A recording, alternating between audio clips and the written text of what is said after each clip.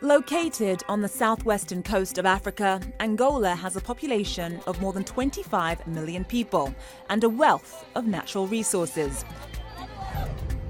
It's a huge oil producer, but it's also a source for diamonds.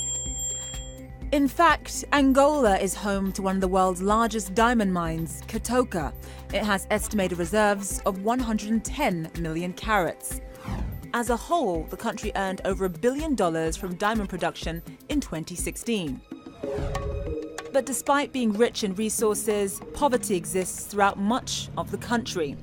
The 2015 Human Development Index ranks Angola 149 out of 188 countries on the poverty scale. 56% of the working poor lives on $2 a day. But ironically, in 2016, Angola's capital, Luanda, was ranked as the second most expensive city in the world after Hong Kong by the Mercer consulting firm. This is due to the relatively high costs for rent, clothes and food items in the high-end parts of the city.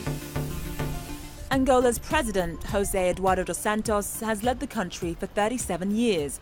He is one of Africa's longest-serving leaders. While his reign saw the end of a civil war and a rebuilding of the economy, he is often criticized for Angola's income inequality. He has also been accused of corruption and nepotism. Transparency International ranked Angola 164th out of 173 countries on its 2016 Corruption Perceptions Index.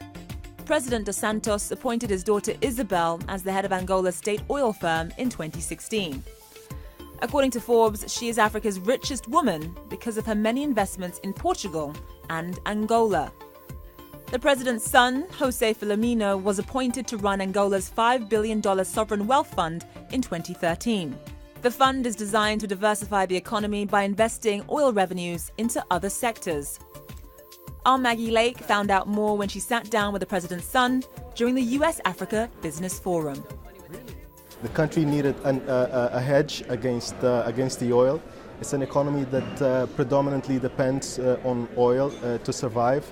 So the fund was specifically set up to have assets that are not correlated to oil.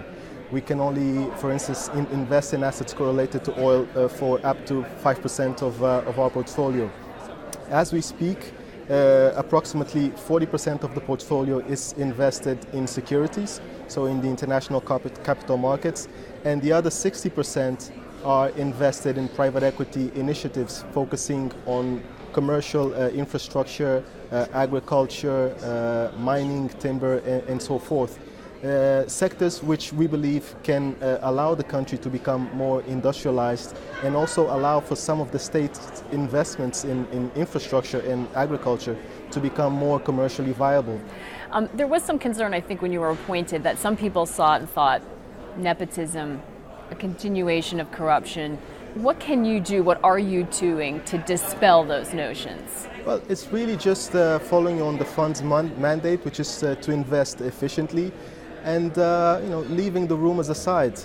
I believe that having so much public attention forces us, or forces me in particular, to be much more disciplined and much more focused and really dedicate all my time and effort to what has to be done, which is generate wealth for the nation and for the people of Angola. So transparency is a priority?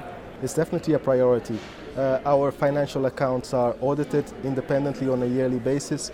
We are currently adopting the international financial standards of reporting, which means that we're going to invest much more time into making sure that we make this transition successfully, but also would disclose much more about what we do to the people in general and maybe dispel a little bit of the mystery and the rumors that are around. Is there untapped potential in the Angola economy that you think is underappreciated by the international community? I believe that Angola is very, very close to reaching 50% of the people of the country access to energy. And that's key for investment, it's key for industrialization. So the commitment is there specifically because this potential is recognized.